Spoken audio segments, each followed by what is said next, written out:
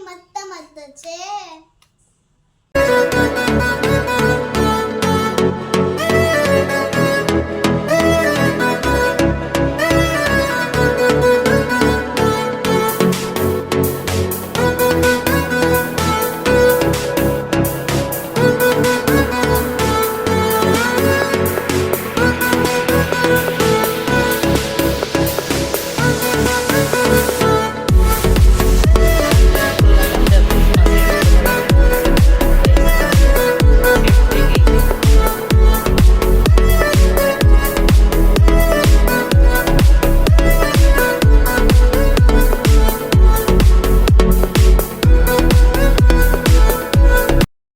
આજે આપણે આઈસ્ક્રીમ બનાવશું જે રેસ્ટોરન્ટ સ્ટાઇલ છે, ક્રીમી ટેક્સચરવાળી.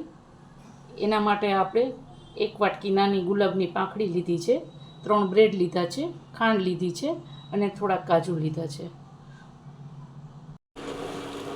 આપણે આ દૂધ મૂકી દીધું છે ફૂલ ફેટ 1/2 લીટર ગરમ.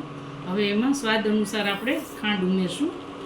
હવે એમાં આ સ્લાઇસ કટ કરેલી આપણે 3 બ્રેડ ઉમેરી દઈશું. તેને હવે આપણે ગરમ થવા દઈશું. એમાં થોડા આપણે કાજુના ટુકડા ઉમેરી દઈશું.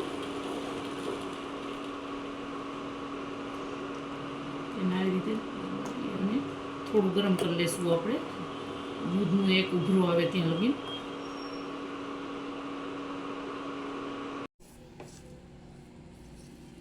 હવે તેમાં આપણે ગેસ બંધ કરી દીધો છે.